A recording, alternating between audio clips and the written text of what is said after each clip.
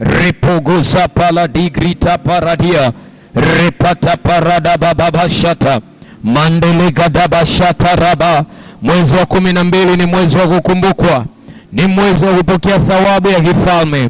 Mara paradadia ripakata za paradia mazete peleda brando vesatara ribrababa jata raparadia mandelegata prasikitia mazete geledia marabadabashata raba manderikata paradia masatala bakoria. Mshukuru Mungu kwa ajili ya mwezi huu.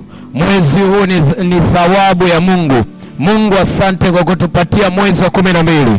Asante Bwana, tunakushukuru. Mwezi haujaja kwa bahati mbaya, majira huja na kupita Bwana, lakini mwezi huu utakuwa ni mwezi wangu wa kukumbukwa. Masata palada mataraparabaya mandarapagadabaya ripakataba irupatalabaya ripatarabakada mandarabarabaya ribirabashatarabakoria riabababashandarapakadare ribakatasatabalania mandarapadarabakataya barata riababababashata mantala baradadia riabashata rabakoria mandarakata paradia riababazata paladia mandirikada bababa ripaparabarada bababa ribarababu jata paladigrika parada mandara paradia ripata paradia riparabaradaba ribababa yanda lebasata rabakoria mataya mandarabakorobosha ribakata za paradia masata rabakoria ribababa jata raba mandarapagaladia masata raparadia robadabashata. Mwezi wa 12 ni mwezi wa kukumbukwa, ni mwezi wa kukumbukwa, ni thawabu ya Mungu kwetu. Majira haya ni majira ya siku za kuburudishwa, ni majira ya kuburudishwa, ni nyakati za kuburudishwa, ni nyakati za kurejeshewa. Marapararaba riabashata rabakoria ribatabazata daba ida baradabaya rebata rabaradama mandara patarabakuria rebata bazate debekadala ramane mizita paradia mazata paradabaya mande brita paradia rebata pazata paladika mazete tekeledia rebata rabarabaya. Peleka shukrani zako mbele za Bwana, mbele za Bwana, mbele za Bwana. Rapata brikata paradia mande repada baradada rebarabadabadabada ragadagadagadagada ragadagadagadagada rababababababa mande rekasa paradia mazigita la balata mazata parada rapata parada raparata paradia mandarabakota pasatapa ripakatarapa rabakata satarapa riabakataraba. Mwezi wa 12 ni mwezi wa kukumbukwa, ni mwezi wa kupokea thawabu ya kifalme. Makaraparadia mandarapataraba rapatapasata mazata paladakratapa mandaraparadaba ribaradaba satapa. Katika jina la Yesu, katika jina la Yesu, katika jina la Yesu. Raparadaba shata mandaraparadagai rebakata parada rabaradaba shata para mandarabarabayata repata brika paladia mandarakata rebakata saprahata rebarabarabaya riparabarabaya. Fungua kinywa chako, fungua kinywa chako. Rapagaradaba mandarapadaraba ribobo satapa mandazika talabo riabababababa. Katika jina la Yesu, katika jina la Yesu, katika jina la Yesu, katika jina la Yesu. Sema e Bwana Yesu, sema e Bwana Yesu, ninajua mwezi huu ni mwezi wangu wa kukumbukwa, ni thawabu kutoka juu mbinguni, na zipo thawabu 12 ambazo taziachilia kwa mwezi huu kwa ajili yangu, kwa ajili yangu. Ninajua Bwana Yesu, zipo thawabu utakazoziachilia kwenye maisha yangu mwezi wa 12 katika jina la Yesu.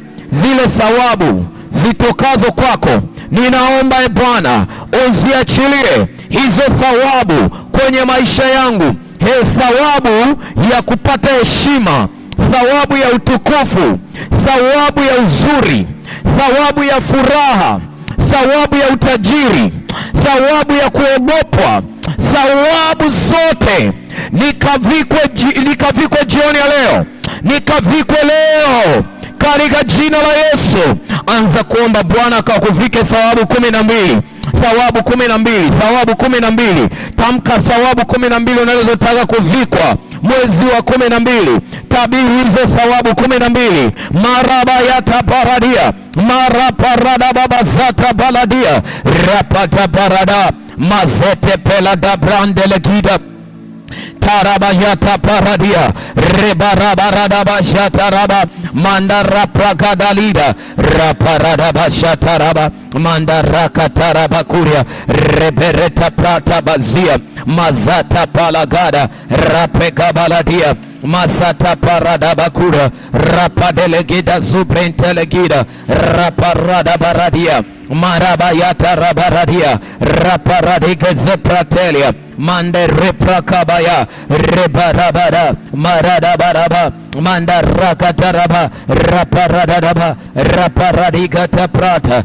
leja prakata, lebrukotoska paladia, manda grita para, reparada baradia, rekate peradiga, leja parada, manda raparadia, rebakata rabakuria, regada balida, manda zaparada, raparabaradia, mazapatala, makaraparadia, repete pezaparata, mandara paradia, rebedebedebeja, lebrata paradia, mandarakata, raparadabara, raparabadaba, mandarakadalabada, madazapata raparadia, mazakata, madabaradaba, repataraba, madabarabara, rapata parabara, rekata parabaraba, reparabarabara, leja paradaba, riabata pakatapa, mandarapara, reparabaradia, rapata paradaba, mandaraparaba, rapata paraba, rekata paraba,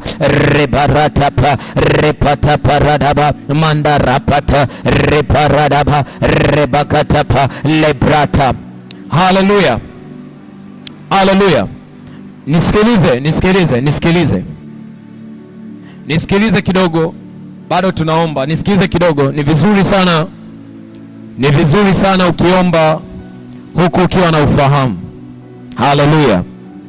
Listen, neno la Mungu linasema kwenye Mathayo 10:40 mpaka mstari wa 42. Mathayo 10:40 mpaka 42. Neno la Mungu linasema hivi: awapokeaye ninyi anipokea mimi, naye anipokeaye mimi ampokea yeye aliyenituma. Ampokeaye nabii kwa kuwa ni nabii atapata thawabu ya nabii, naye ampokeaye mwenye haki kwa kuwa ni mwenye haki atapata thawabu ya mwenye haki. Haleluya, haleluya. Bwana Yesu asifiwe, Bwana Yesu asifiwe. Sasa kimsingi thawabu ni mbaraka, thawabu ni mbaraka ambao unaupokea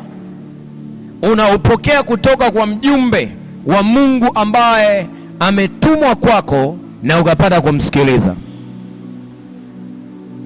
So if God, kama Mungu amesema kwa kinywa cha mtumishi wake kuwa mwezi wa 12 utakuwa ni mwezi wa kukumbukwa na kupokea thawabu ya kifalme, unapolipokea lile neno kwa unyenyekevu wa moyo, malipo yako ni ile thawabu ambayo nimeisikia au nimeipokea kutoka kwa Mungu.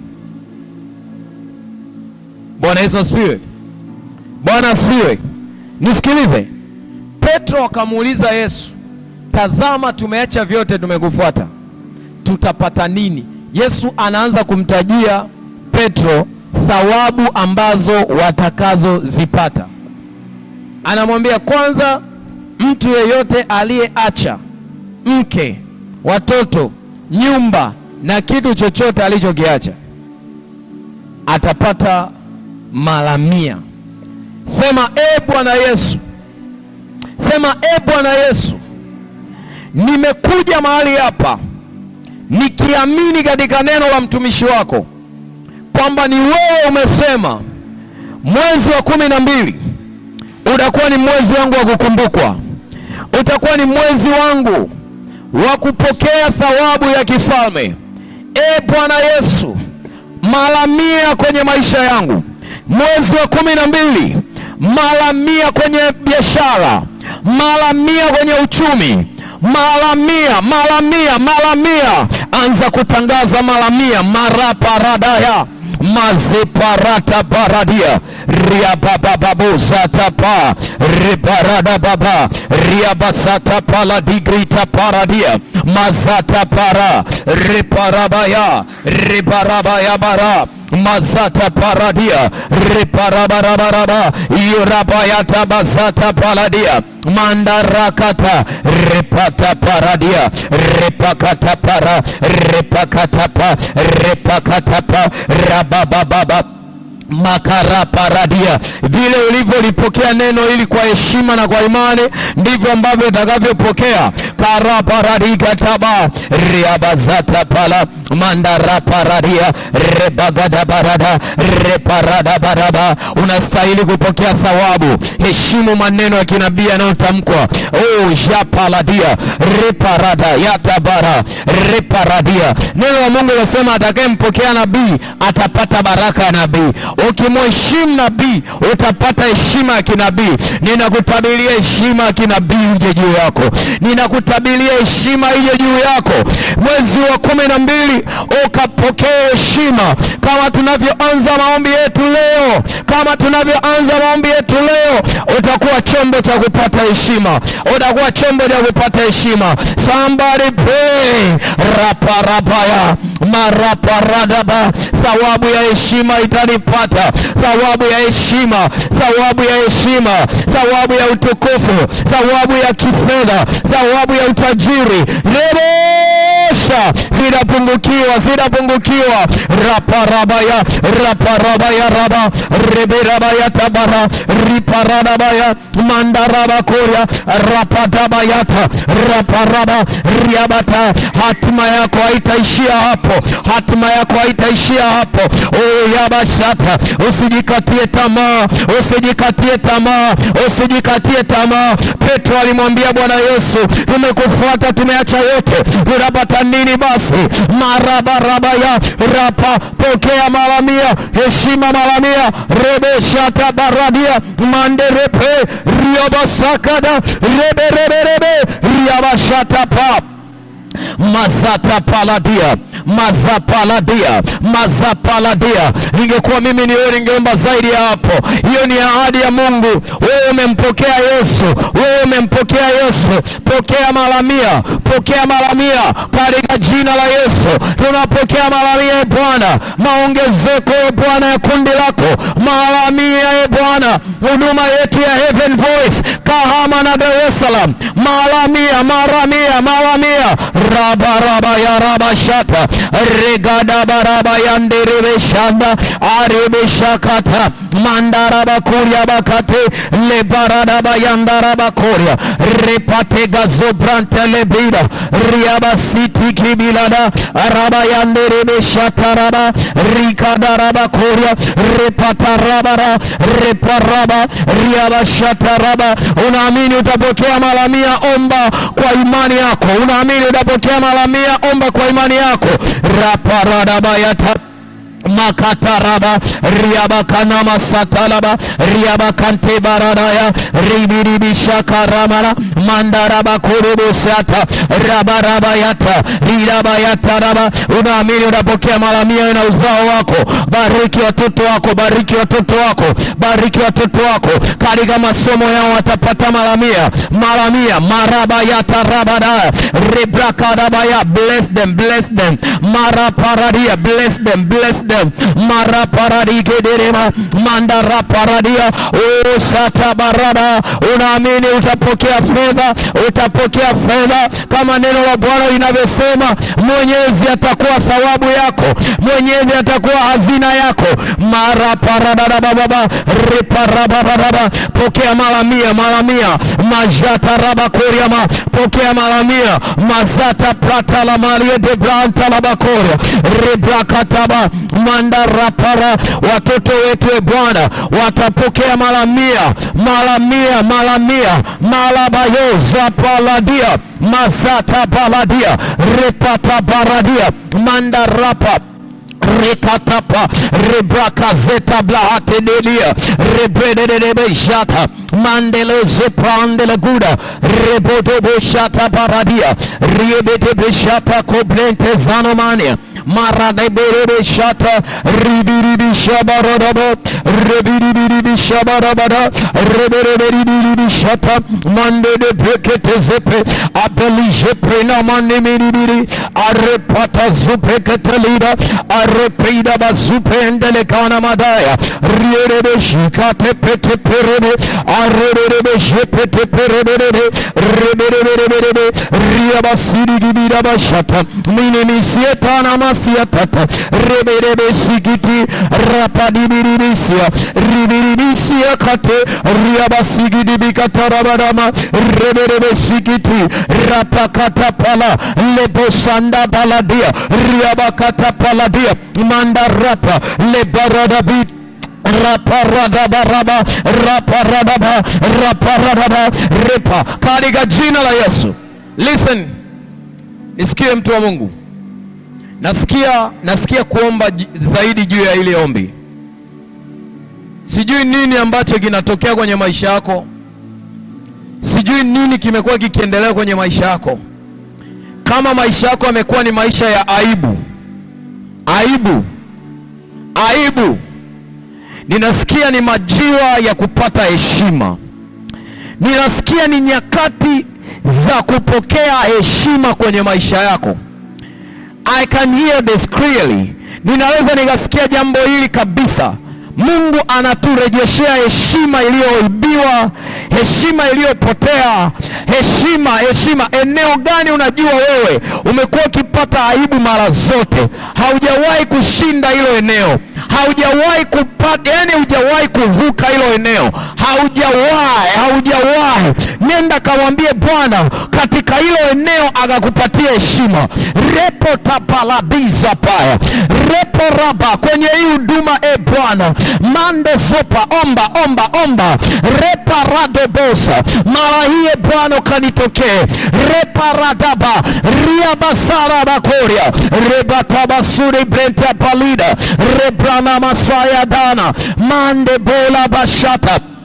Makarada balia. Mlilie Bwana, mlilie baba yako. Mareparada baza. Raparadaba. Raparadabara.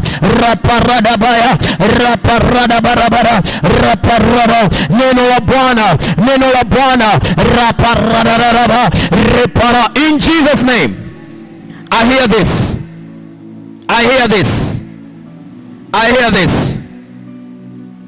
Maya Rabba. Neno la Mungu linasema katika kitabu kile cha Esther, neno la Mungu linasema, angalia mstari wa kwanza. Naomba tusome mstari wa kwanza. Usiku ule mfalme akupata usingizi, akaamuru aletewe kitabu cha maandiko ya taarifa, naye akasomwa mbele ya mfalme. Ikaonekana kuwa imeandikwa ya kwamba Mordekai aliwachongea Bigthana na Tereshi, wasimamizi wawili wa mfalme, katika hao waliolinda mlango, waliotaka kumtia mikono mfalme Ahasuero. Mfalme akasema, je, ni heshima gani au ni jaha gani Mordekai alofanyiziwa kwa ajili ya hayo?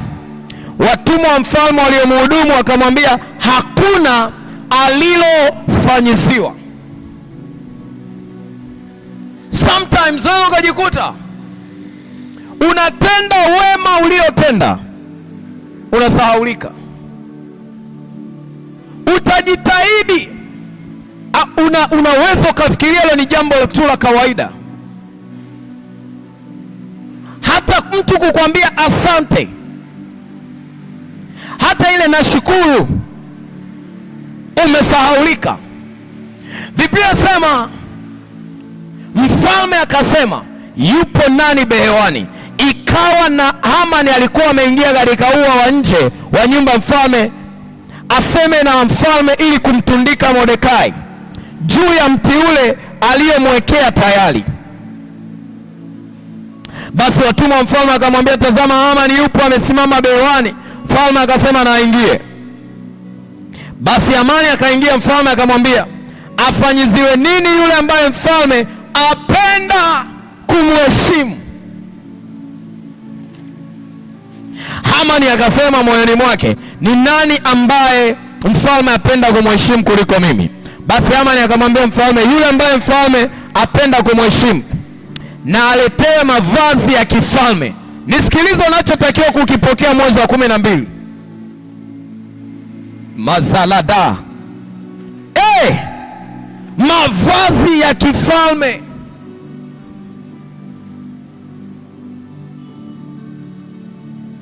The royal, the king's attire, the king's garment, mavazi ya mfalme. Na anasema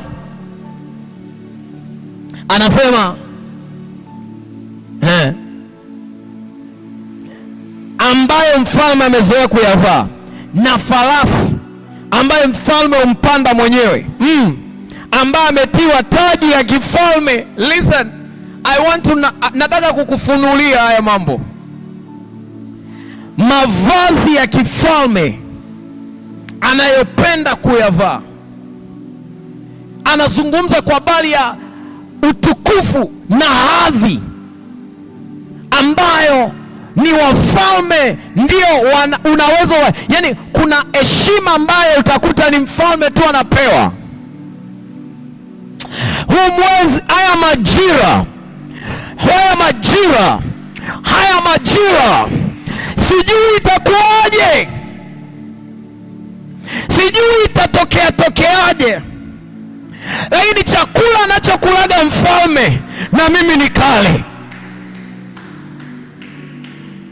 Hapo nasema na farasi. Roho Mtakatifu akawa ananiambia sio farasi mnyama, aina ya usafiri ambao ni wa kifalme. Everybody, mtu akiona atasema no, huyu sio Apostle Francis, kuna rais. Kwa nini watumie watawala wa dunia? Kwa sababu unapoenda kununua dukani, mwenye huo usafiri hasemi kwamba hairuhusiwi, ni marufuku, haya magari ni ya kifalme.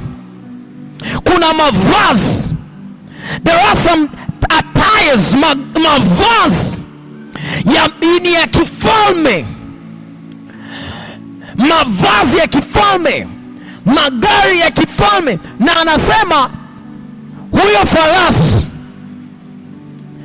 farasi ametiwa taji ya kifalme kichwani mwake. Imagine ile gari ina kale ka alama kanini, brand. Mungu akakupe vitu vyenye brand za kifalme. Mungu akatupatie vitu vyenye brand ya kifalme. Ndiyo mbegu ninayoipanda Heaven Voice, but because we are royal priesthood. Sisi ni uzao wa kifalme. Haleluya. Sisi ni ufalme wa kikuhani. Haleluya. Tunastahili hayo. Nakwambia tunastahili hayo. Na yale mavazi na yule farasi akabidhiwe mkononi mmojawapo wa maakida wa mfalme aliyemstahiki, ili makusudi amvike yule ambaye mfalme apenda kumheshimu na kumkaribisha juu ya farasi kuipitia njia kuu ya mjini. So after we put baada ya kuvalishwa tutapitia njia gani? Njia gani? Njia gani? Sikiliza, ni maombi tunaenda kuomba hapa, tuta concentrate hapo. Utasoma hiyo Esther huku unaomba nayo. Njia kuu ya mjini na kupiga mbiu mbele yake kusema, hivyo ndivyo atakavyofanyiziwa mtu yule ambaye Mungu apenda kumheshimu. Basi mfalme akamwambia Haman, mtesi wako ndo atapewa jukumu la kukupendezesha mwezi huu. Hima, mnajua maana ya hima wewe? Alafu ni hima ya mfalme. Toa mavazi na farasi kama ulivyosema. Thawabu yangu atanitajia mtesi wangu. Ninaamuru vinywa vya watesi wako vianze kukubariki jioni ya leo. Nasema katika mwezi wa 12 ukapokea thawabu 12. Anza, make sure you ride them. Mavazi ya kifalme, gari la kifalme. Si ndio? Si ndio? Biblia inasema akapiga mbiu mbele yake, hivyo ndivyo atakavyofanyiziwa mfalme, mtu yule ambaye mfalme apenda kumheshimu. Naomba tusome wote mstari wa 12. Mstari wa 12 unasema hivi.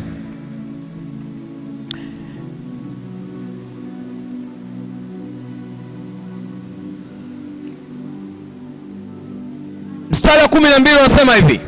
Kisha Mordekai akarudi kwenye mlango wa mfalme. Hakurudi Tukuyu, hakurudi Kahama, hakurudi Kahama, hakurudi Kahama, mpaka amevalishwa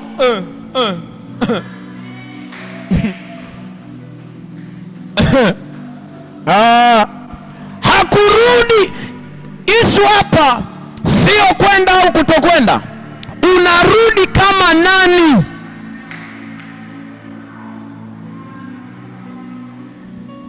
Sitarudi vile vile.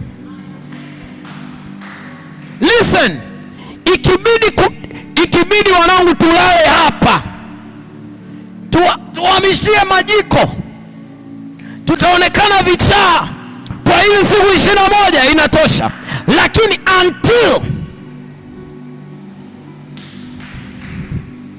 Mordekai akarudi kwenye mlango wa kifalme, bali Haman akaenda mbio nyumbani mwake mwenye msiba na kichwa chake kimefunikwa. So listen, kumbe siku zote maisha ambayo Haman alikuwa anaishi yalikuwa ni maisha ya Mordekai. So utajijibu hapa, kwa nini umekuwa ukiishi maisha ya aibu? Kuna Haman ambaye anaishi maisha yako. So leo Haman aliyevalishwa mavazi unayotakiwa kuvaa wewe, Haman ambaye anachukua fedha ulizotakiwa kuzimiliki wewe, Haman ambaye anaheshimiwa, ile heshima ya Haman tunaivua kwa jina la Yesu. I know hauwezi kuishi maisha ya aibu kiasi hicho ikiwa wewe ni uzao wa kifalme, ikiwa wewe ni uzao wa kimungu, ikiwa wewe ni mwana wa Mungu. Leo every Hamani yoyote aliyeko mahali popote, Hamani yoyote leo atarudi nyumbani kwake mwenye msiba.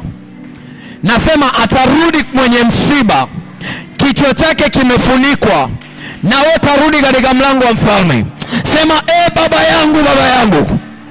Sema baba yangu, baba yangu. Mimi ni yule Mordekai. Mimi ni huyo Mordekai. Nimekaa maisha ya aibu. Nimekaa maisha ya aibu kwa sababu sikukumbukwa. Lakini kama ulivyomnenesha mtumishi wako kuwa ni mwezi wa kukumbukwa na kupokea thawabu za kifalme, jioni ya leo nimepata ufunuo ya kwamba yule ambaye mfalme anapenda kumheshimu, yule ambaye mfalme anapenda kumheshimu, anamvalisha mavazi ya kifalme. Yule mtu ambaye anapenda mfalme kumheshimu, atampandisha kwenye farasi, farasi mwenye brandi ya kifalme. Jioni ya leo, jioni ya leo niko hapa Bwana, mwezi wa 12 kupokea hiyo heshima ya kifalme. Begin to pray. Raparabaya maraparadabaya rapakataba raparadaba. Heaven voice, tunapokea heshima ya kifalme. Raparabaraba riabababashata rapakata raparadaba raparadaba raparaba. Hatutakaa maisha ya kujifungia kwa aibu, hatutafunikwa vichwa mwezi wa 12. Ayabaradabara riabatabarada ribarabara makaraba raparabara. Pray somebody, pray, pray, pray. You Mordecai, you Mordecai, you Mordecai, ni majira yako ya kupokea heshima ya kifalme mwanangu. Pray. Rababababababababa makarabarabara robobobobobo shata rapana masata paladia maraparadaba riabarabata pasada rabarabaraba riabasana mariabakanalabo repirabatabaya mataparadaba raparapa kadaya reparadabaraba raparadababa raparadababa makata paradia raparadaba. Mwambie Bwana, nimeingoja thawabu hii, nimeingoja thawabu hii, sipo tayari kuipoteza. Raparabaraba riaparabaraba raparabaraba riagarabaraba raparabaraba raparabaraba. Heaven voice, moyo ameisgoja hii thawabu, thawabu ya kifalme Bwana. Makataba makarapa rapatapa raparabara raparabara raparabarabara raparabarabara raparabarabara. Pray your Mordecai, pray your Mordecai, Mordecai pray. Reparabarabara raparabara. Heshima inayokuja kwako ni heshima inaenda kwa watoto wako, inaenda kwa vizazi vyako. Maraparabarabara raparabarabara. Usipoomba sasa, hakuna mtu atakayeomba. Raparabaradia rapapapapa makazapaladaya mataya. Mfalme haombi chakula, mfalme haombi hela, mfalme haombi mavazi, mfalme haombi gari. Oh ya barada haya, nimejua hii siri Baba, nimegundua ufunuo Baba. Rapakatapa makatapara riababababa.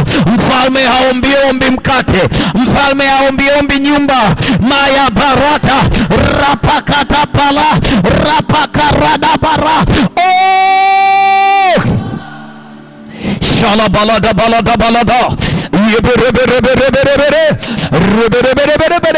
kirabaraya riabasataba riabatabaladia makadabalada raparabara makatapara raparabara raparabara raparabara raparabara marabashatapa labaradaba raparabara raparabara rapagaraba yesane repayeta paleza arejaladaya raparabara makadabaraba tapasa la bala de branovakala la barade jata makazata paladia makadaba. Pokea heshima ya kifalme.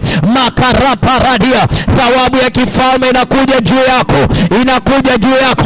Makatapala rapakatapala la barada bashataba makazada bala raparada babalada rebedebe katabala rabakibida bayana mandegraska paladia riabakoto sabaladia makadabala daso parada bakuria bakanama raparaba yanda rabakuria rebeketa bazuza paladia riabaraba yateteba rebokotobo shakadama makataba makasataba makaraba riabashakataba repata paradia makarata pa mandaraba koria rebeza paladia mandarapa rada rapagada rapagada rapagada bara rapagada ba raparaba makarapa raparaba. Leo hautarudi nyumbani kwako kama Mordekai wa kawaida, unarudi kama Mordekai ambaye amevalishwa mavazi ya kifalme.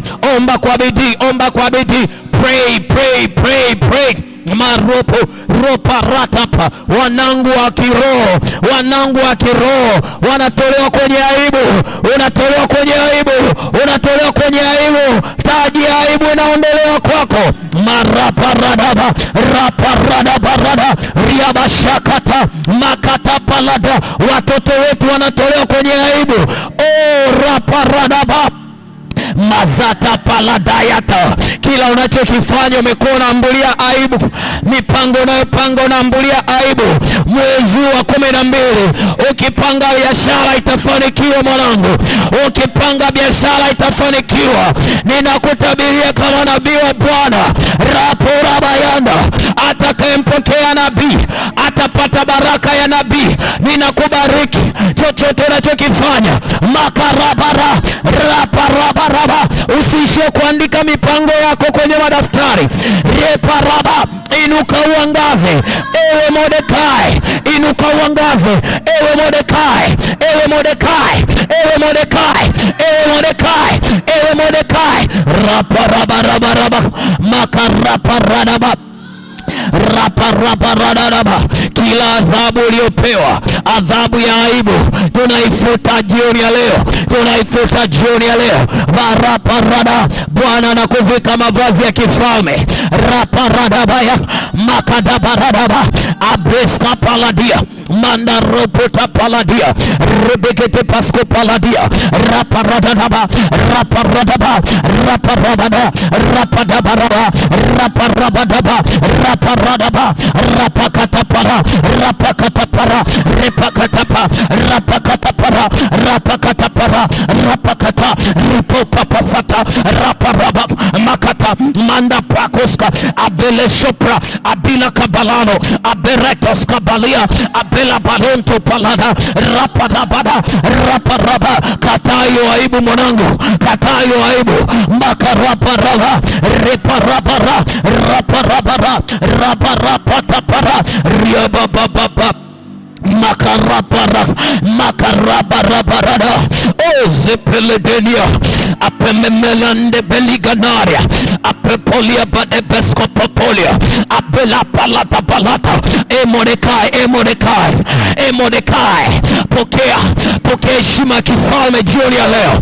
Raparabaraba makadabaraba reparabaraba raparabaraba raparabaraba raparabaraba rabababa rapapapa rapakadaba riprakatapala riabasatapala rapakatapa. Aibu haitatajwa tena kwako Mordekai, aibu haitatajwa kwako tena, aibu haitatajwa kwako tena, aibu haitatajwa kwako tena.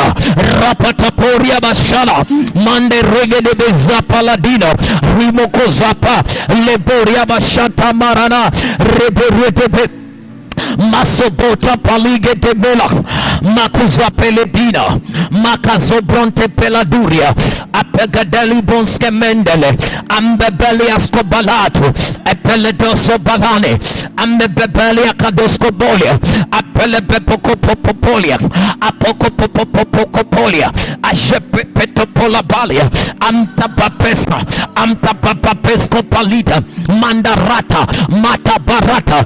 Unamiminiwa kichwani mafuta ya heshima, mafuta ya heshima ya kufuate. Riabata, unachomolewa kwenye aibu. Makarabarada reo Hamani aliyekuwa akifurahia nafasi yako, leo atarudi na msiba, atarudi kichwa chake kimefunikwa. Raparabaya marabaya barara. Heaven Voice, hatutatembea tena kwenye aibu. Heaven Voice, hatutatembea tena kwenye aibu. Raparabara riebereberebeze arabaraba arabaraba raparabarabaraba mazata paladik apelatena paradigida rabosha apelete menia rabahante, apepele tuza paligriata, apemerotom brabas, apete peredegina, usapeletia paradia, apepene pelidamonde lepina, apepe kabolia temara, ambesco palena, maruze penala, apepelida palogoneria, apente pelekiva, apepela tusambe, ambeso palatia, o shabapani, amboria pakata, aberate subalia, ambo petala, rakatapa.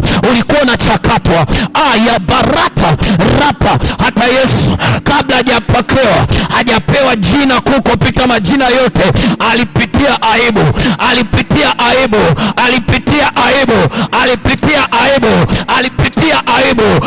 Ropoto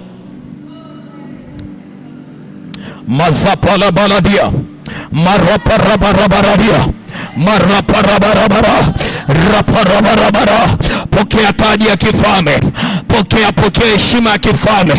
Rapa rabarabara makada barabara rapa rabarabara rapa rabarabara rapa rabarabara rapa rabarabara rash rapa rabarabara rapa radaba rapa katapa rapa karaba rapa rapa rapa rapa rapa. Umeishi miezi 11 ya aibu, pokea heshima.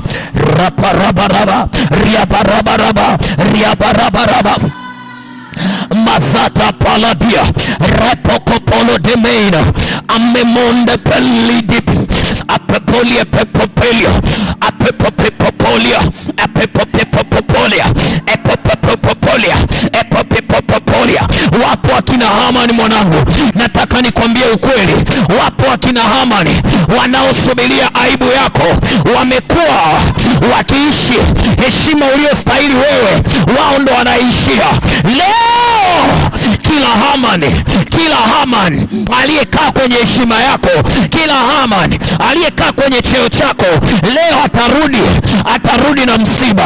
Rapa rabarada rapa rabarada rapa radabarada rapa rabarada rapa radabarada. Itajulikana kama Mordekai. Rapa rabarada makadabarada rapa rabarada rapa rabarada riabakatapa rapa rababa rapa rabarada rapa rabarada makarabaka aparabara mataparadaba reprakatapa. Ewe Mordekai, ewe Mordekai, ewe Mordekai, usijikatie tamaa. Ewe Mordekai, usijikatie tamaa. Ewe Mordekai, usijikatie tamaa. Ewe Mordekai, usiogope. Ewe Heaven Voice, usijikatie tamaa.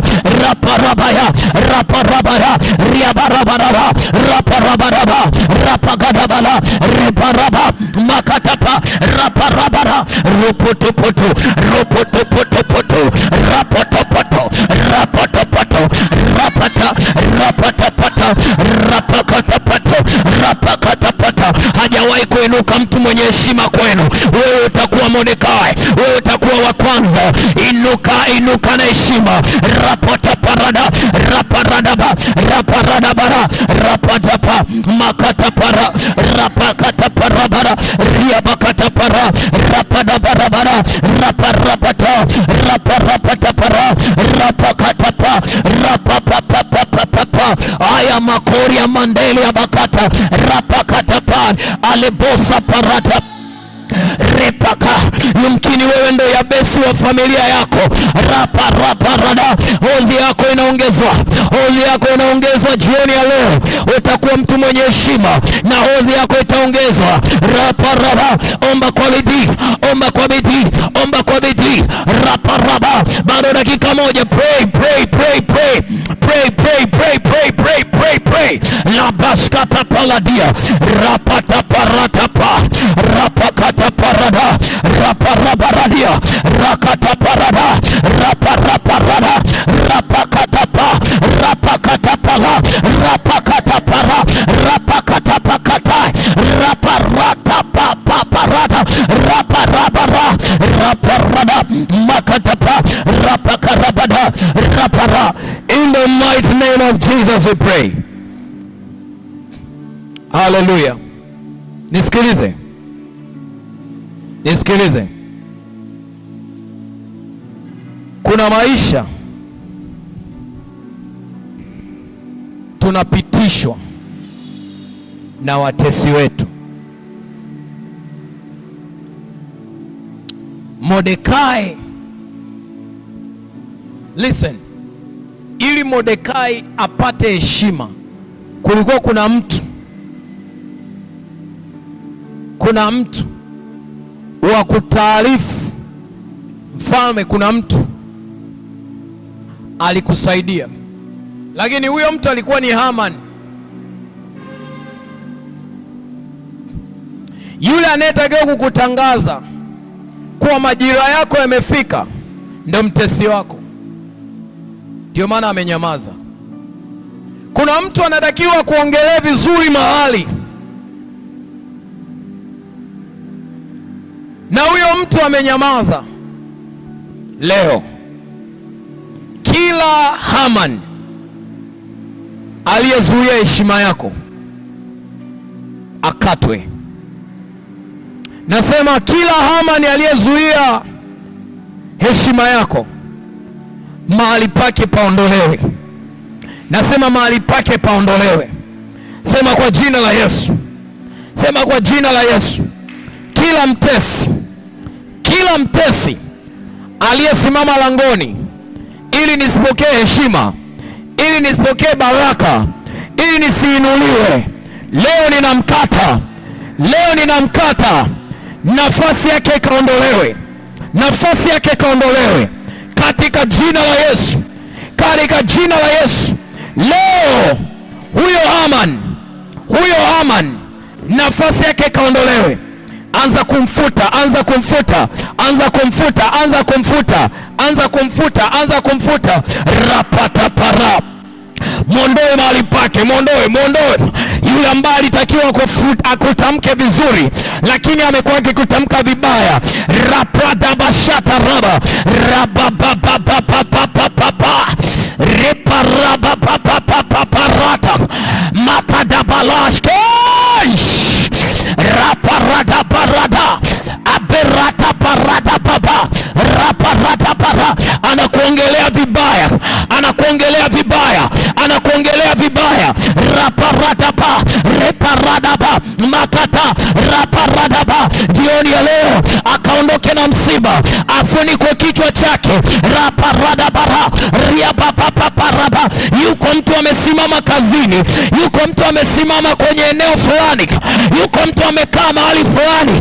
Raparabaraba raparabarabara raparabarabara raparabarabara rabarabashata makatapa. Yuko mtu huyo mtu yupo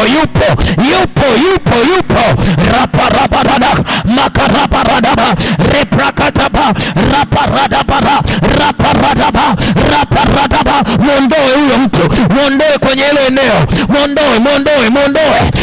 mwondoe, mfute, futa. Tunamfuta.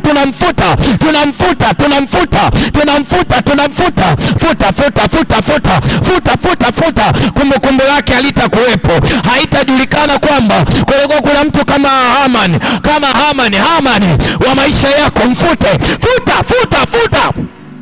Crash parabarada baraba rapakata parabai arebombeletes kubalia abebelia pelumaria ashepepena palia abepepelia palia ashepepelia palia apelenamoria ambepomeletiza aperakatai aperede peladana makasadaba abagazataya abagarataba rapagaladia rapakarana rapakatapalia apekopopolia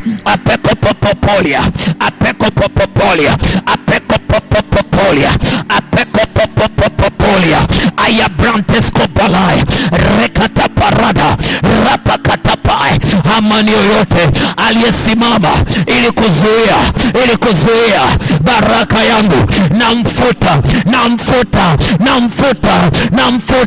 Futa huyo Hamani, mfute parata paradia pagarada barada raparada barabakata raparada baradaba rapagada barada rapagadaba makada baradaba rapagadaba rapagadaba makada para rapakataba rapakabarada rapakarabata rapakatapa rapakotapa repekopopolia tepela abeloporia pata abenopapate apepetepelia aperoto paskapalat apepetepelia azepomlepetai apereta panobaradia makada baradabai repaparatapa repapapapala repakatapapapa rapapapapa rapaparata raparatapapapa rapakatapa rapakatapapa rapapapapa rapapapapa rapapapa rapapapapa. Tunamwangusha huyo Haman, tunamwangusha huyo Haman, tunamwangusha huyo Haman, tunamwangusha huyo Haman.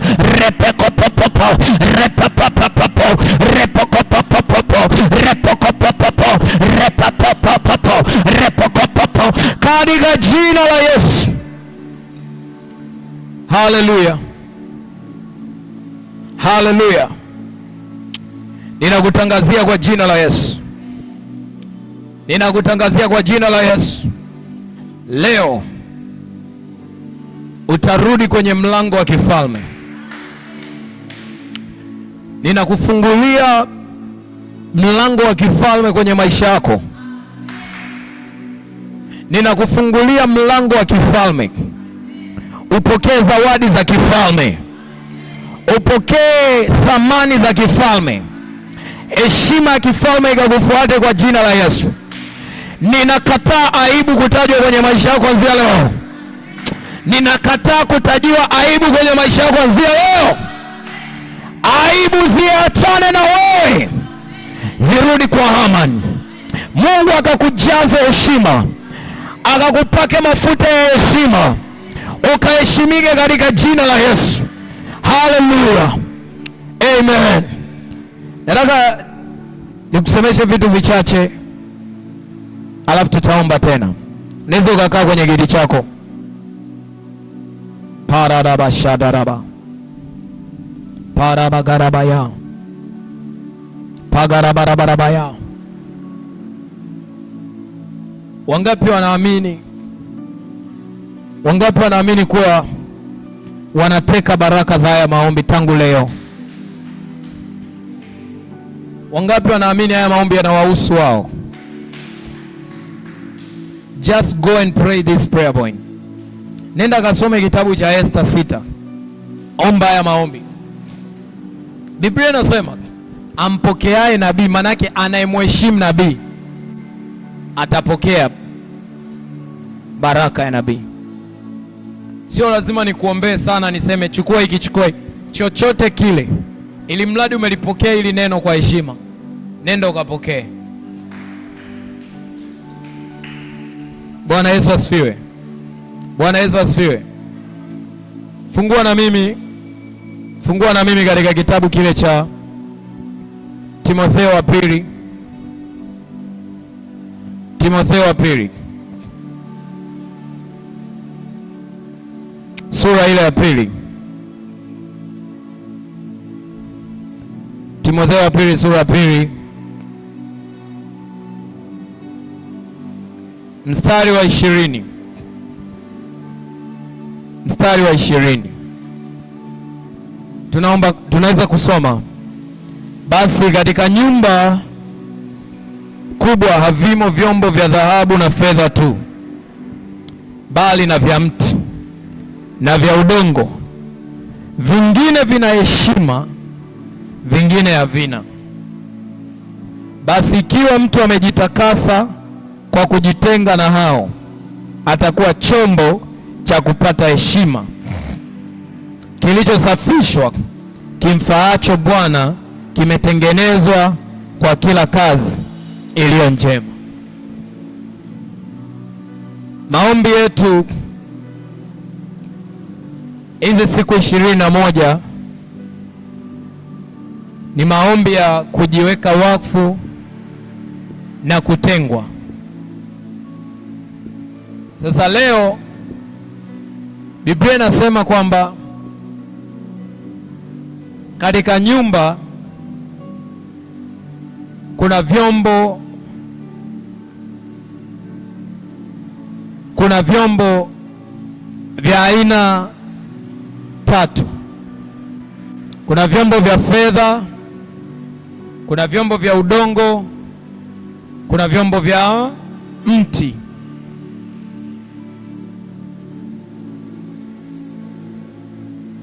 Na vingine vina heshima na vingine havina heshima. Nini maana ya chombo? Nini maana ya chombo? Ndio tutafsiri hii misamiati kabla hatujaomba. Sababu Biblia inasema katika nyumba hakuna vyombo tu vya dhahabu pekee. Anaposema vyombo vya dhahabu, manake vimetengenezwa kwa dhahabu. Na anasema kuna vya fedha, vimetengenezwa kwa fedha, na pia viko vya mti, vimetengenezwa kwa mti. Bwana Yesu asifiwe. Sasa anasema kuna vyenye heshima, kuna vyombo ambavyo vina heshima na kuna vingine havina heshima. Anapozungumza kwa habari ya heshima, anazungumza thamani. Sema thamani, value. Shida sio wewe kuwa ni chombo cha Bwana, thamani yako ipoje?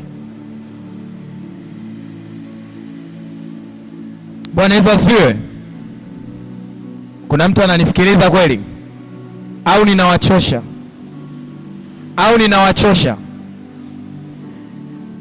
Okay. Chombo ni nini? Chombo ni kitu chochote ambacho kimetengenezwa kwa ajili ya matumizi maalum. Chombo ni kitu chochote ambacho kimetengenezwa kwa ajili ya matumizi maalum. Kwa mfano, ndoano imetengenezwa kwa ajili ya kuvulia samaki. Kiti kimetengenezwa kwa ajili ya kukalia. Gari imetengenezwa kwa ajili ya usafiri. Viatu vimetengenezwa kwa ajili ya kuvaa. Haleluya, haleluya. Sasa kadhalika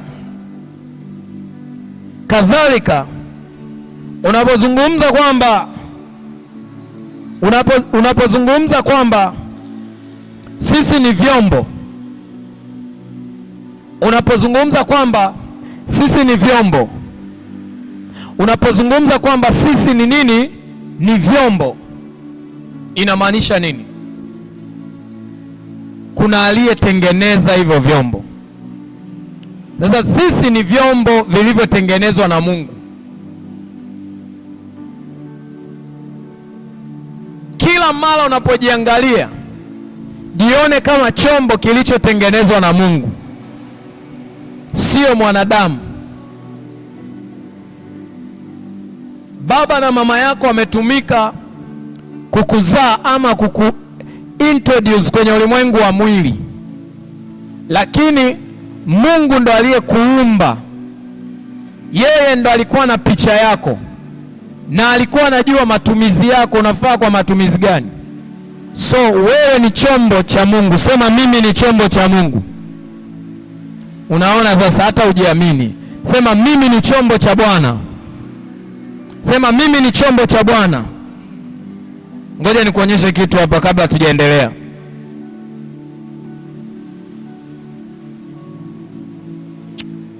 Raba ya rabasha.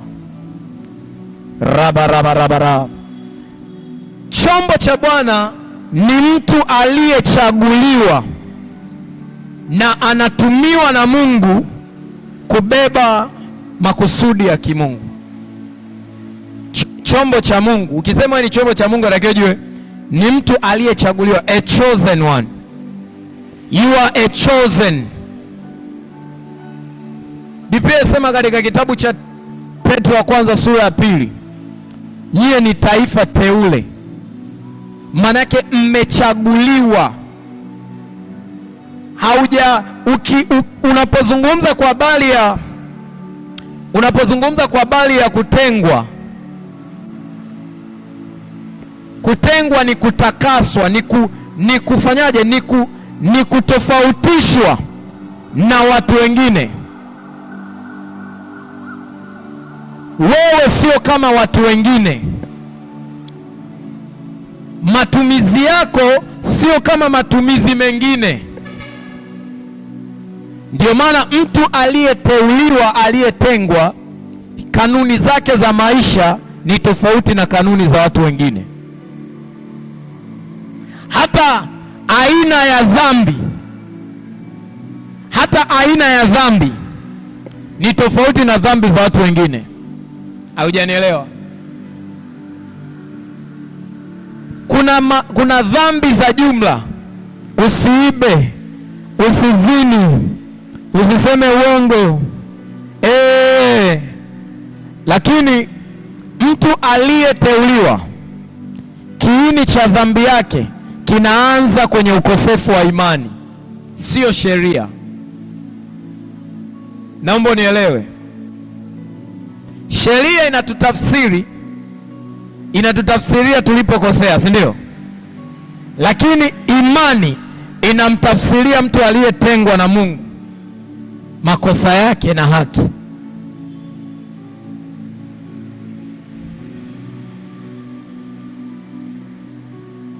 Nasikia Roho Mtakatifu ananiambia niseme hicho. By faith. Kwa nini unasikia watu wenye haki waliotengwa kwa ajili ya makusudi fulani?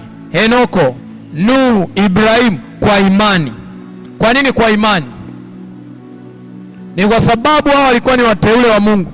Kazi walioifanya hakuna mtu mwingine aliyewahi kuifanya kabla yao na baada yao. Miaka mitano inayokuja 2026 mpaka 2030, Mungu atakutenga kwa jambo fulani. Ndio maana unaandaliwa sasa hivi. So sio miezi, hatuombei tu mwaka 2026 uwe wa amani au wa mateso. Hata kama ukiwa wa mateso, usiingie kwenye mwaka kama mwaka wa mateso. Ingia kwenye mwaka kama chombo kiteule cha Mungu cha kubadilisha mateso kuwa furaha. So ninakuandaa sio kisaikolojia, na kuandaa kama chombo cha Mungu. Biblia inasema haleluya. Kuna mtu ananielewa?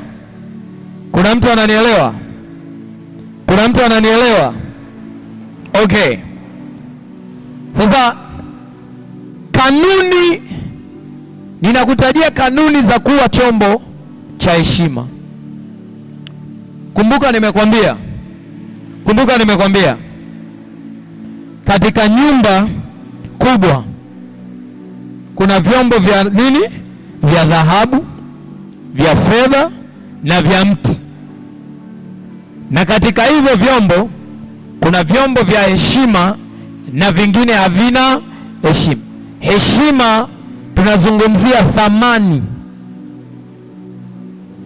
Wote mnaweza mkawa watumishi wa Mungu, lakini hamwezi kuwa na thamani moja. Wote mnaweza kuwa wanawake, lakini hamwezi kuwa na thamani moja. Kasome Mithali uone. Biblia inasema ngoja nisome hili neno ili nisilikosee, nisije nikawa kama wale wahubiri ambao anasema Goliati 7 mstari wa 10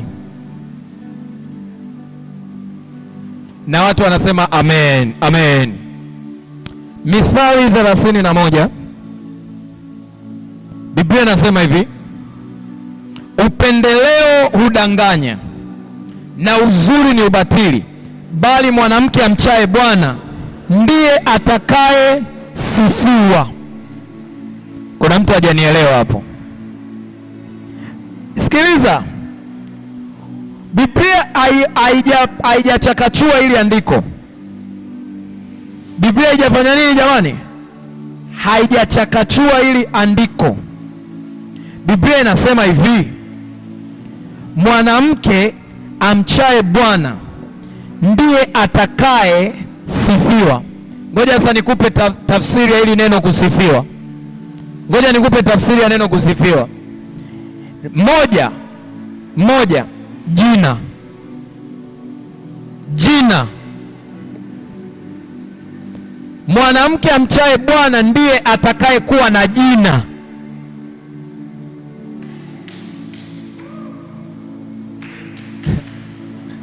Ndiyo maana wanawake, sikiliza, kuna kanuni kubwa mbili za kuwa maarufu au kuwa na jina duniani. Uwe mwovu sana au uwe mcha Mungu sana.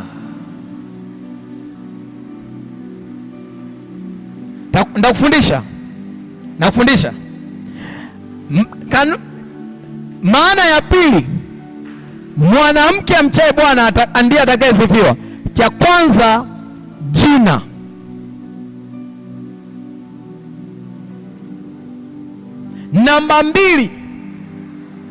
Namba mbili, heshima. Hana, utathaminika. Hakuna mtu atakudharau, hakuna mtu atakuchukulia wa kawaida.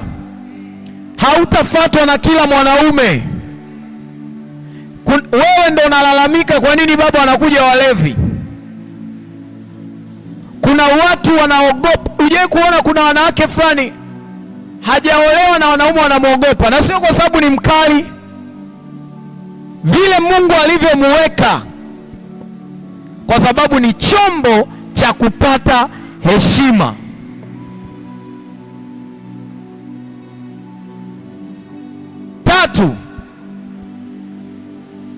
Tatu, sifa au tabia. Mwanamke amchaye Bwana, sifa yake kubwa ni utakatifu. Kuna sifa, ninapozungumzia sifa hapa, ninazungumzia sifa tofautishi ambazo wengine hawana. Kwa nini usifiwe? Kwa sababu unaomba kuliko wengine. Kwa nini usifiwe? Kwa sababu wewe sio mvivu kama wengine. Kwa nini usifiwe? Unafanya bidii kuliko wengine. Kwa nini usifiwe? Wewe ni mzuri kuliko wengine. Kwa nini usifiwe? Ukawe haujanielewa. Ngoja nikuongezee ili andiko. Haujanielewa. Mstari wa 20, mstari wa ngapi? 29 anasema hivi, binti za watu wengi wamefanya mema, lakini wewe umewapita wote.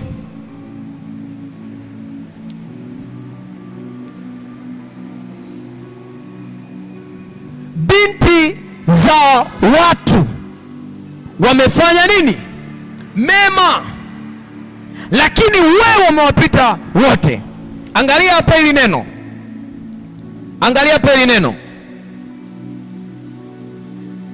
Angalia hapa hili neno nikufundishe kitu.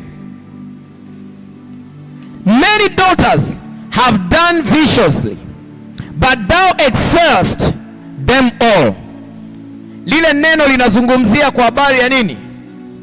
Linazungumzia kwa habari ya ubora. Mungu atakupatia roho ya ubora. So heshima inakuja na hayo mambo. Uwe mwanamume, uwe mwanamke, heshima inakuja na hayo mambo. Jambo la kwanza taja. Jambo la kwanza ni nini? Jina. So make sure unayaweka hayo moyoni. Mungu atakupatia jina. Mungu akikuheshimu atakupa nini? Jina. Namba 2, Mungu akikuheshimu atakupatia nini? Heshima. Mungu akikuheshimu atakupatia nini? Sifa. Mungu akikuheshimu atakupatia nini? Roho ya ubora. Roho ya ubora. Biblia inasema binti za watu wengi wamefanya mema, lakini wewe Sara, lakini wewe Evasia, lakini wewe Salma, lakini wewe Neema, lakini wewe Asteria, lakini wewe Skola, umewapita wote. Mungu akakupatie neema na roho ya ubora ya kupita wote kwa jina la Yesu. Kwenye jambo lolote ukawapite wote kwa jina la Yesu. Ukawazidi wote kwa jina la Yesu. Nasema ukawazidi wote kwa jina la Yesu. Lakini ili uweze kuwazidi wote, lazima uelewe haya ninayokuambia. Nataka nikupe siri. Heshima haiji, heshima inatafutwa. Najua umekuwa ukisubiria heshima. Wanaokuzalau siku moja watakusalimia kwa heshima. Nisikilize, wimbo mzuri sana, lakini tangu umeanza kusikiliza huo wimbo, unafikiria heshima inakuja kwa kusikiliza wimbo?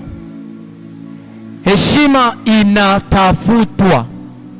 Ngoja nikusomee ili andiko. Fungua na mimi Mwanzo sura ya 6 mstari wa 4. Mwanzo 6:4. Hebu tusome pamoja. Nao Wanefili walikuwako duniani siku zile. Tena baada ya hayo wana wa Mungu walipoingia kwa binti za binadamu, wakazaa nao wana. Hao ndio waliokuwa watu hodari, maana yake wenye nguvu zamani, watu wenye sifa. Sasa toa neno sifa pale, toa neno sifa, weka heshima.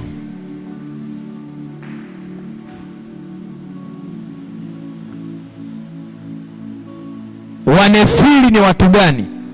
Hii ni picha. Wanefili ni picha ya watu, ya vizazi au uzao wa watu waovu. Lakini Biblia inasemaje? Hao watu waovu ndo walikuwa hodari na wenye sifa. Hii kanuni inatumika kwa shetani na kwa Mungu. Angalia Danieli 11. Angalia Danieli 11. Danieli 11:32. Na wao wafanyao maovu juu ya hilo agano atawapotosha kwa maneno ya kujipendekeza, lakini watu wamjuao Mungu wao watakuwa hodari na kutenda mambo makuu. Unaelewa hiyo? Watakuwa kwanza hodari, kisha wanatenda mambo makuu. Wakristo wengi wanapenda heshima wasioilipia gharama. Mungu kweli kabisa anataka kutupa thawabu ya heshima, lakini lazima uwepo kwenye eneo fulani. Lazima uwepo kwenye eneo ambalo utasifika. Yule mama mchungaji ambaye anafanya biashara fulani, yule aposto ambaye akifanya hivi mkono watu wote wanaanguka. Ukisikia mtumishi wa Mungu au mhubiri mkubwa Dar es Salaam au Tanzania anatamkwa, lazima utasikia na sifa yake. Anafundisha sana, anaomba, anaponya. Sasa wanataka Mungu akutambulishe, huna unachokifanya, umejifungia ndani kama utumbo. Never. Mungu aliniambia hicho kitu, utalia na kulia na kulia, toka. Nikamuuliza Mungu, nitoke kama mwanasiasa? No. Nitoke kama mcheza mpira? No. Nenda kanitumikie, nipo hapa. Kwa hiyo heshima ni fungu langu. Umesimama wapi? Kuanzia leo ninakuombea Mungu akakupatie eneo litakalo kusababisha upate heshima. Nasema usiwe mtu ambaye hayupo popote, Mungu akakuweke mahali pa kupata heshima. Soma Zaburi 118. Hakuna raha kama Roho Mtakatifu kufundisha kanisa, sio Google. Sijui kama unanielewa. Yaani raha ninayoipata mimi ni, unajua hapa mimi sihubiri, ni kama nimekaa hapo ninasikiliza mahubiri. Zaburi 118 mstari ule wa 5. Katika shida yangu nalimuita Bwana, Bwana akanijibu, akaniweka panapo nafasi. Mlilie Mungu akuweke panapo nafasi. Kwa hiyo Mungu akikuweka mahali, hakuna mtu anaweza kukushusha. Mungu akikuinua, hakuna mtu anaweza kukuaibisha. Mungu akakupatie nafasi itakayokufanya uwe na jina la heshima. Mordekai akarudi katika lango la mfalme, naye Haman akarudi nyumbani mwake mwenye msiba na kichwa chake kimefunikwa. Bwana Yesu asifiwe. Haleluya. So Biblia inasema katika nini? Katika nyumba kubwa hapakosi kuwa na vyombo vya dhahabu, vyombo vya fedha, vyombo vya mti. Sasa najua wote hapa mnataka kuwa chombo cha heshima. Nyosha mkono. Wangapi hapa wanapenda kuwa vyombo visivyo na heshima? Wangapi wanapenda? Amna Amna Okay. Gharama za kuwa chombo cha heshima.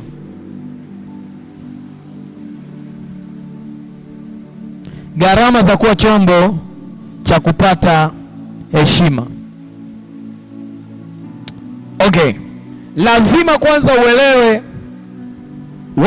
amini kiini au wazo kuu la Mungu alipokuwa akiwaumba wanadamu.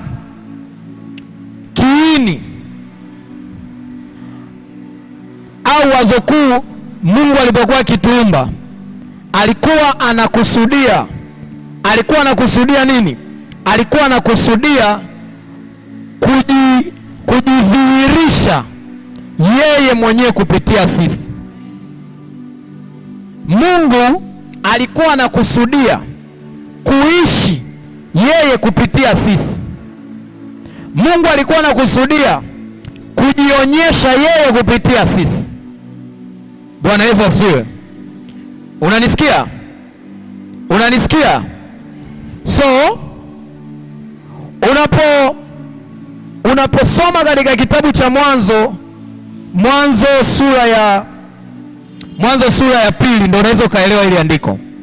Mwanzo 2 mstari ule wa 7. Bwana Mungu akamfanya mtu kwa mavumbi ya ardhi. Akampulizia puani pumzi ya uhai, mtu akawa nafsi hai. So you were nothing until God breathed the breath of life in you. Utanielewa dakika moja. Ulikuwa si chochote mpaka Mungu alipokupulizia puani pumzi. So until God, mpaka Mungu ayavuvie maisha yako kwa roho wake, utakuwa mtu wa heshima. Watu wengi wanalilia ujazo wa Roho Mtakatifu kwa makusudi alafu hawajui kusudi. Listen, ni bora usililie kujazwa Roho Mtakatifu mpaka ulijue kusudi la Mungu kwenye maisha yako. Upako bila kusudi ni upako usio na maana. You know, watu wangapi leo hii wanaitwa watumishi wa Mungu lakini hawana sifa, hawana hadhi, hawana nini, vile viashiria. Unajua shida ni nini? Shida sio upako. Shida ni nini? Hawalijui kusudi. Kusudi ni kumwonyesha Mungu, to manifest Christ. Kwa nini tunaomba hizi siku 21? Baada ya haya maombi tutaenda vyuo vikuu kumwonyesha Yesu. Hautaogopa. Kwa sababu gani? Sio wewe unayeishi, bali Kristo ndani yako. Tutaenda point za miji, tutaenda sehemu mbalimbali hapa Dar es Salaam. Hatutapeleka porojo, tutampeleka Yesu, na Yesu hatatuaibisha kwa jina la Yesu. Nasema Yesu hatatuaibisha kwa jina la Yesu. So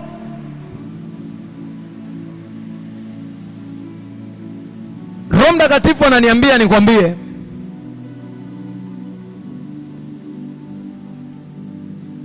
ili uwe chombo cha heshima,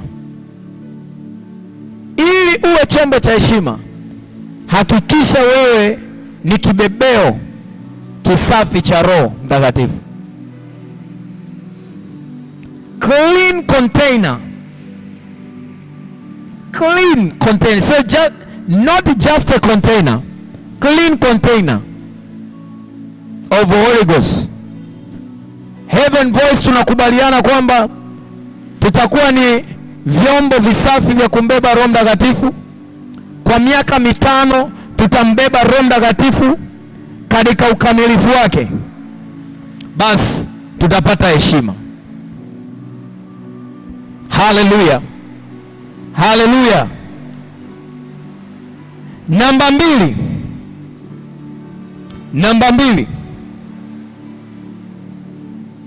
Utii na kupatikana. Submission and availability. Utii na kupatikana. Sikiliza. Chombo hakichagui matumizi. Chombo huwa tayari kutumika na Mungu vile yeye apendavyo. Halo? Hata kama matumizi ya Mungu yatakiaibisha chombo, ni heri yamtukuze Mungu. Basi wewe unapenda heshima, unapenda heshima. Hata kama Mungu ataamua kutumie katika kazi zisizo na heshima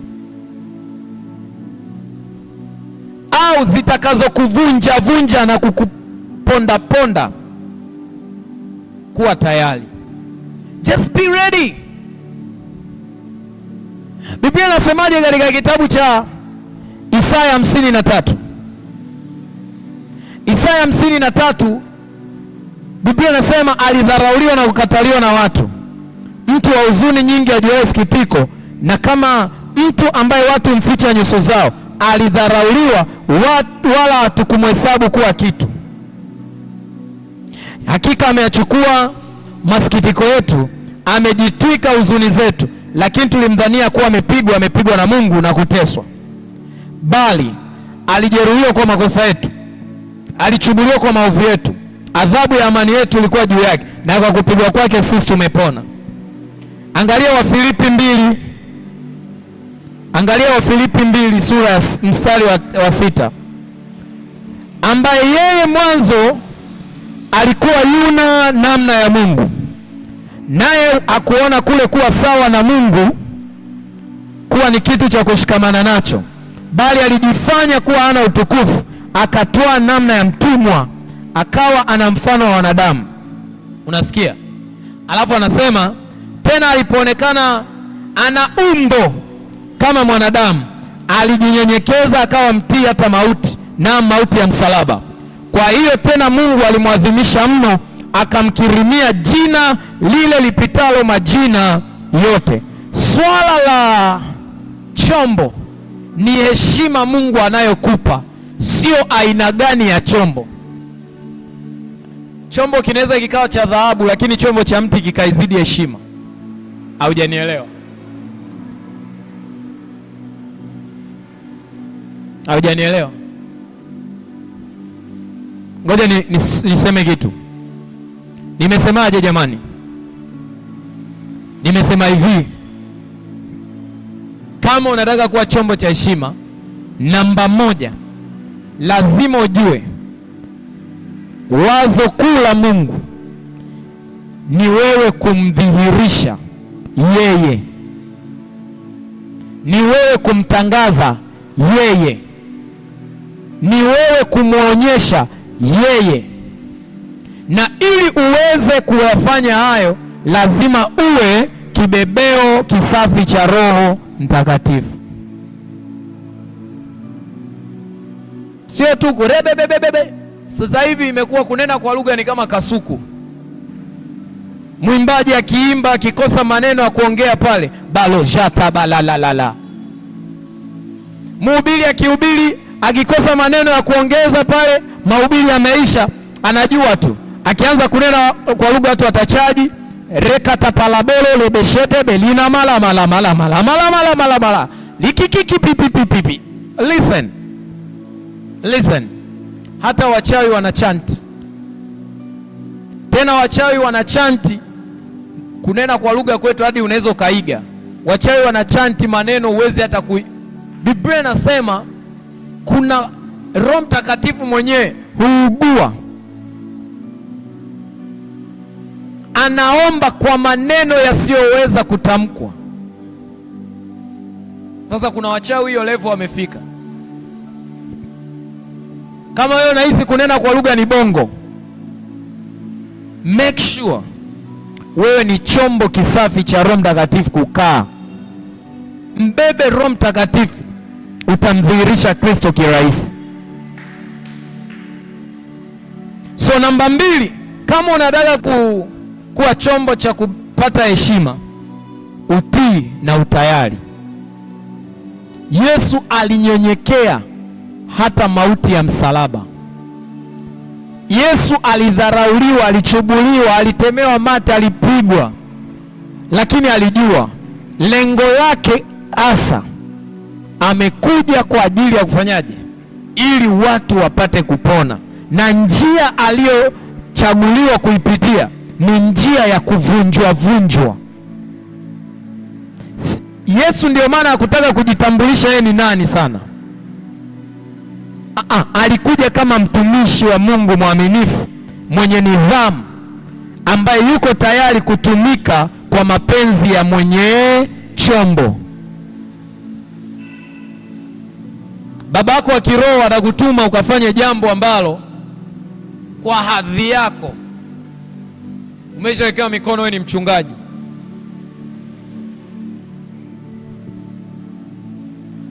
Nakwambia watu wengi makanisani hawatapata thawabu kwa sababu wanahisi heshima ipo kwenye vyeo. Sasa mimi ni mchungaji. Kumbuka baba yako amekutuma wewe, na huo ndo mtego. Dada nani, hebu naomba umpelekee baba maji ofisini. Alimtuma yeye, kakutuma wewe. Tayari umeshapoteza nini? Heshima. Mama mchungaji,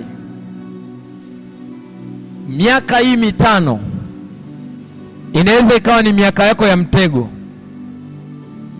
Mwenye masikio na anisikie, na Mungu akusaidie usinaswe na huo mtego kwa jina la Yesu. Namba 3,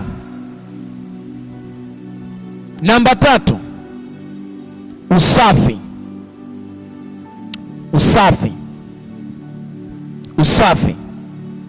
Kuwa chombo cha heshima lazima utakaswe. Utakaso unaozungumziwa una viwango.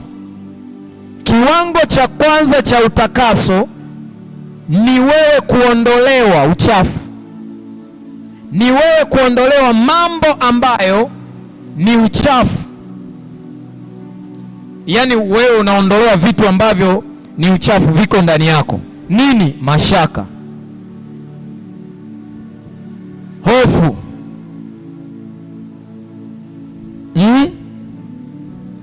hatia ya dhambi, uzito. Dhambi yoyote, kitu chochote ambacho kipo kwenye moyo wako kinamnyima nafasi Mungu. Jambo lolote ambalo lipo kwenye moyo wako linamnyima nafasi nani? Mungu. Linamnyima nafasi Mungu ya kukaa. Unatakiwa uombe utakaso. Hatua ya pili ya utakaso ni wewe kujitenga na watu waovu. Watu wenyewe sijui kama mnanielewa. Hatua ya kwanza ya utakaso ni ya kufanya nini? Kuondolewa uovu na dhambi na uchafu ndani ya chombo. Hatua ya pili ni kutengwa na watu ambao ni waovu. Hatua ya tatu ni kutengwa kwa kufanyaje? Kujaribiwa na Mungu. Sasa Mungu hajaribu chombo kwa vitu vyovyote, anakujaribu kwa Roho Mtakatifu na kwa moto. Kwa moto. Soma katika kitabu kile cha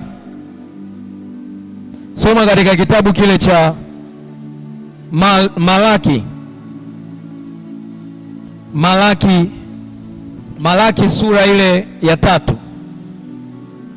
Angalieni, namtuma mjumbe wangu, naye ataitengeneza njia mbele yangu, naye Bwana mnayemtafuta atalijilia hekalu lake ghafla. Naam, yule mjumbe wa agano mnayemfurahia, angalieni anakuja, asema Bwana wa majeshi. Lakini ni nani atakayestahimili siku ya kuja kwake? Au ni nani atakayesimama atakapoonekana yeye? Kwa maana yeye ni mfano wa moto wa mtu asafishaye fedha, ni mfano wa sabuni ya mtu afuaye nguo. Naye ataketi kama asafishaye fedha na kuitakasa, naye atawatakasa wana wa Lawi. Atawasafisha kama dhahabu na fedha, nao watamtolea Bwana dhabihu ya katika haki. Unataka kuwa chombo cha heshima? Unataka kuwa kama dhahabu, fedha? Uko tayari kwa ajili ya utakaso? Leo nataka tuishie hapa, tende mbele za Mungu tukaombe kidogo, alafu tutailisha ibada. Simama juu kwa miguu yako. Payare zereni morane asanie derara maya nari nada manera idari go manena zigana manera. Inua mikono yako, sema Bwana Yesu. Sema Bwana Yesu, nimekuja mahali pako kwa mazungumzo haya. Ninataka kuwa chombo cha heshima. Nimechoka kuwa chombo cha aibu. Lakini Bwana, nimesikia maneno yako kwamba ili niwe chombo cha heshima, ni lazima nifanyike chombo cha kumbeba Roho Mtakatifu. Lazima nipatikane na niwe na utii. Lazima nikubali kutakaswa. Hivyo ninaomba Bwana Yesu, jioni ya leo Roho Mtakatifu akague kila eneo kwenye moyo wangu ambalo nimetembea katika uovu na dhambi, na nitakase kwa damu ya Yesu, na nitakase kwa moto. Nipo tayari kutakasika, ninataka kutakasika. Iruhusu kweli yako initakase. Nenda mbele za Bwana, mwambie Roho Mtakatifu akutakase.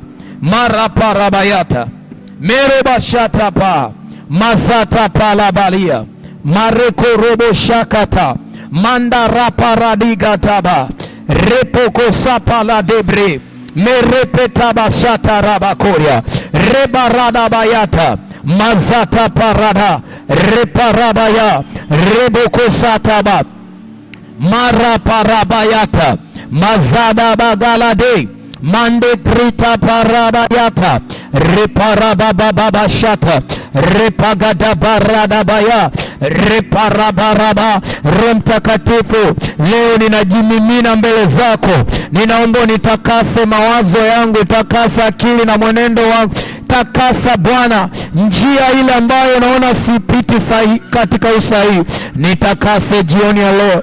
Rabaraba ya tarabarama rebegeda bashanda rabakoria mandebusa pele debriata arapere de berada bayanda mandarabo shata rabakata ya ramarabo rebakata paradaba raparadaba yande repakata mandaraparadia makara paraba reberaba yata paradaba rikata paradaba yanda lebroska palegedeba mata paradabaya rebaradaba tapasatapa rekata parapatapaya mandarapa gadaya. Mwambie Bwana kutakase, mwambie Bwana rebarapatapa, niko tayari kutii, niko tayari kupatikana. Mwambie Bwana utapatikana, mwambie Bwana utakuwepo popote atakapokutuma utaenda, vyovyote atakavyotaka kufanya. Mwambie Bwana niko tayari, mwambie Bwana nijaze Roho wako,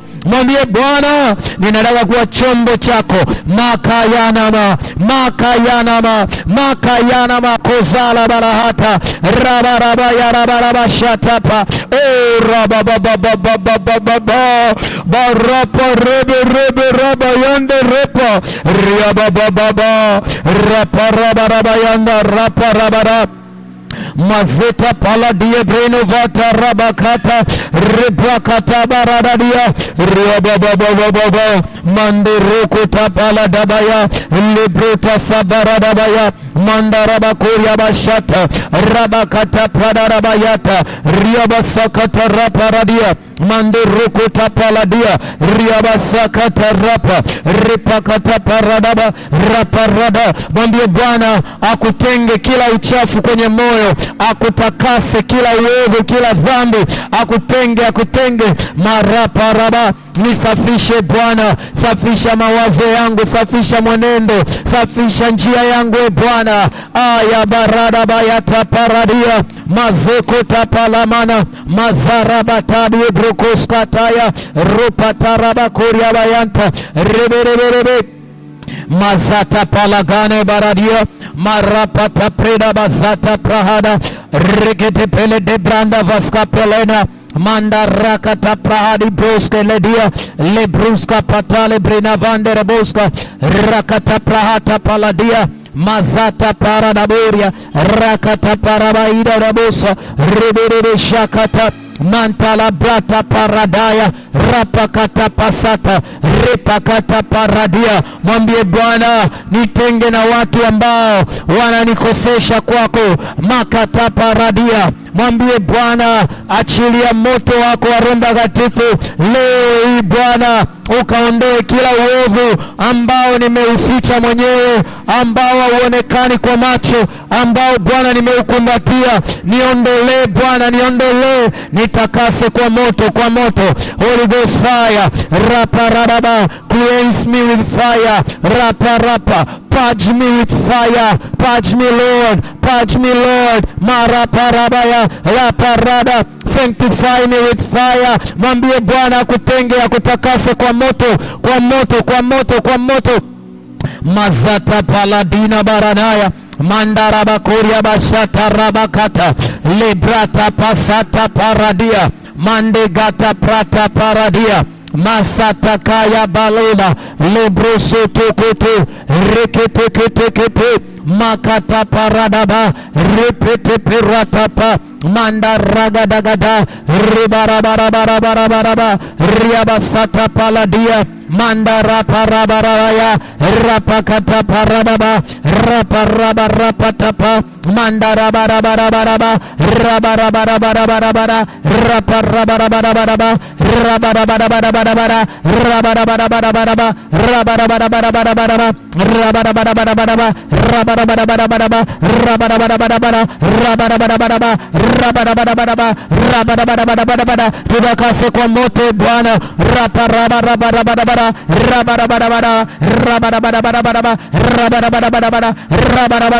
tutakase Bwana makarapatapa. Mwambie jioni ya leo, Bwana, ninataka kuwa chombo cha heshima. Bwana, ninataka kuwa chombo cha heshima, ninataka kuwa chombo cha heshima. Rapata paradia manda rapakata sopoline amnebosa lida paradia raparabayana. Ninataka Bwana kukudhihirisha Kristo popote ninapoenda, ninataka kukufunua popote ninapoenda. Rapata paradaba repita paradaba raparabata prina paladia rabarabatabaya manda raparabayata rapagide bola zetemena rabarade baske pelira mande rigria pataske belia repraka zabaradia riebeta paladia reparabaradia reparabaradia raparabaradia reparabaradia rekasata pala ripraka sata para rabaradabaya raparadabara raparadabarada raparadabarada raparadabarada makaradabara raparabaraba raparabarabara riprakarabara. Sema Bwana Yesu, sema Bwana Yesu, ninakushukuru, ninakushukuru kwa sababu leo umenifanya kuwa chombo cha heshima. Asante kwa sababu mwezi wa 12 umeniweka wakfu na kunitenga kuwa chombo cha heshima. Asante Bwana kwa kuwa mwaka 2026, 2027, 2028, 2030, 2029 sitatembea katika aibu. Mimi ni chombo cha heshima, mimi ni chombo cha kupata heshima katika jina la Yesu. Mshukuru Mungu.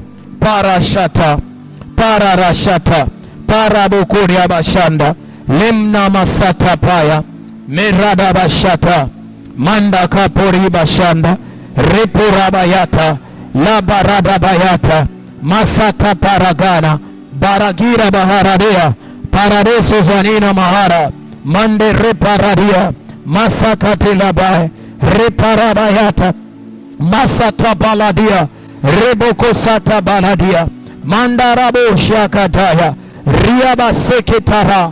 Tunakushukuru Bwana kwa leo, siku ya kwanza ya maombi yetu Bwana. Tunajua Mungu uko pamoja nasi, tunajua kule unakotupeleka Bwana, unatupeleka mahali pazuri, unatupeleka mahali pa heshima Bwana, sawa sawa na maombi yote tuliyoomba Bwana.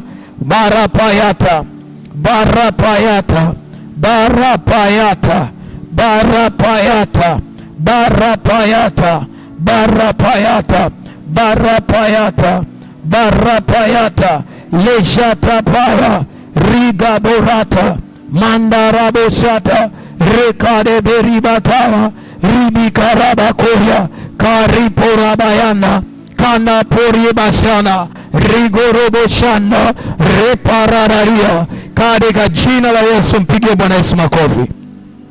Hallelujah. Hallelujah. How was day 1? Siku ya kwanza ilikuwaje? Siku ya kwanza ilikuwaje? Siku ya kwanza ilikuwaje? Siku ya kwanza ilikuwaje? Haleluya, haleluya. Ninakupongeza kwa ajili ya kushiriki maombi haya.